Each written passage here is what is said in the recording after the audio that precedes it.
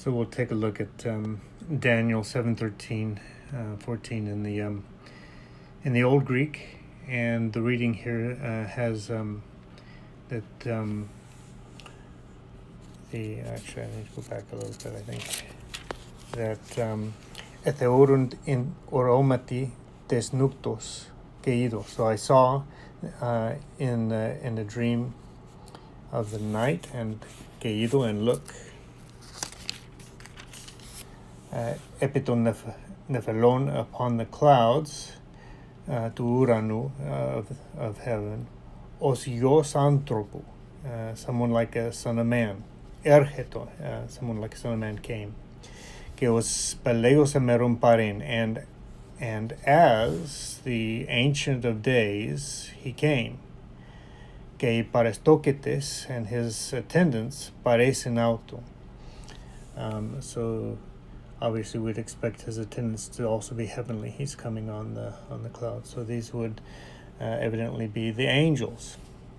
Now this is significant because Jesus in Matthew 16:26 and in other places speaks similarly about himself as the Son of Man. In Matthew 16:27, melegar oios tu anthropo ergeste. For the Son of Man is to come, and ergeste is to come, entedoxe tu patros auto, in the glory of his Father. Now, of course, that kind of makes sense as he comes as the Ancient of Days, as we read in Daniel 7. So that would certainly be in the glory of his Father, if he was coming as his representative, as the Ancient of Days representative. And then it goes on to say, let's see here, in the entedoxe patros auto, in the glory of his Father, metaton angelon auto, with his angels, que tote apedose casto kataten praxin auto, and then he will repay each one according to his own works. And this is what the Son of Man in Daniel 7:13 is doing, is he's coming to repay. He's coming in judgment in Daniel 7, in that Old Greek there. He's not coming to go up to the Ancient of Days, but he's coming to repay as God's judge the nations, and to take authority over the nations, as we continue reading in Daniel 7. So in Daryl Hannah's Michael and Christ, Michael Traditions and Angel Christology in early Christianity, he speaks about this researcher, Yarbrough Collins, and says that she has returned to a position similar to but more nuanced than Werner's, and which Werner's is that says the Son of Man. As long ago as 1941, Werner appealed to the Son of Man tradition as evidence of an angel Christology, on the basis of Daniel 7:13 and the similitudes of Enoch. He argued that the earliest Christians understood the title Son of Man as a reference to an angelic being whom God had appointed as an eschatological judge. Werner, assuming that in a Jewish apocalyptic generally the Son of Man was understood as an angel, argued that the synoptics took over this understanding when they described the Son of Man as the Prince of Angels. However, it says Werner goes a step further, arguing that just as Enoch was transformed into the heavenly Son of Man in 1 Enoch 71, so in Acts 2, 32 through 36, Jesus is said to have been raised by God, and in fulfillment of Psalm 110, exalted to the right hand of God. But then Hannah goes on to say, cast a little bit of doubt on that. It says, leaving to one side the complex question of the original meaning of the phrase oios to anthropo, the anthropo, the Son of Man, on the lips of Jesus, to say nothing of the debate regarding the saying's authenticity. There is little or no evidence that the evangelists who identified the Son of Man with Jesus understood the term as referring to an angel.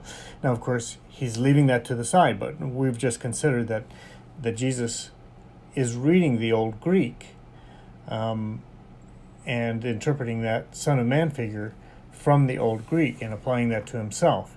So going back on to Yarbrough Collins, says she followed Rowland in postulating dependence on John's vision of Christ in Revelation 1, on Daniel's vision of the angel in Daniel 10. So remember that there is this man this glorified man in Daniel 10 who was an angel, and so she's positing that Revelation 1, and of course Revelation 1 does draw from Daniel 10. So she's positing a connection between this glorified human figure there, who is an angel, and Revelation 1 and the description of Jesus in the same manner. She further argues that for Daniel, the Son of Man represented the archangel Michael, but since John seemingly identified the angel of Daniel 10 with the Son of Man, he probably understood the Son of Man to be Gabriel. Now there's some trouble there, but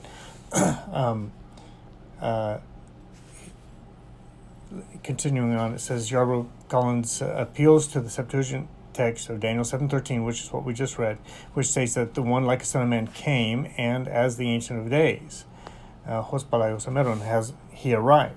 She assumes the Septuagint text identifies the Son of Man and the Ancient of Days.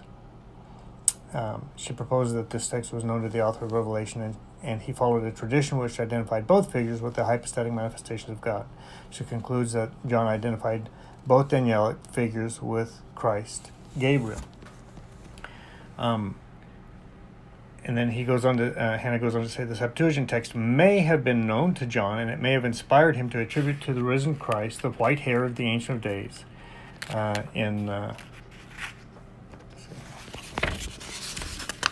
In Daniel 7.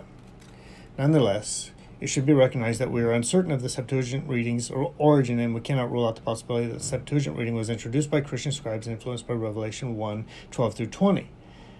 More to the point, even if we assume the priority of the Septuagint version of Daniel over against John's Apocalypse, it's highly questionable that the Septuagint text implies that the one like the Son of Man and the Ancient of Days are the same figure.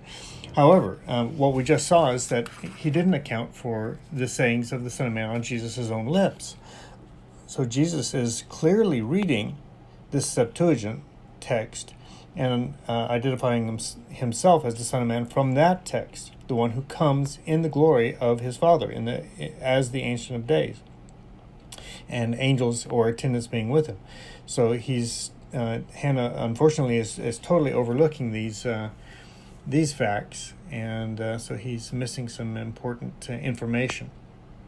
So this is something that is definitely worthy of consideration when considering whether or not Michael and the Son of Man were understood to be the same figure.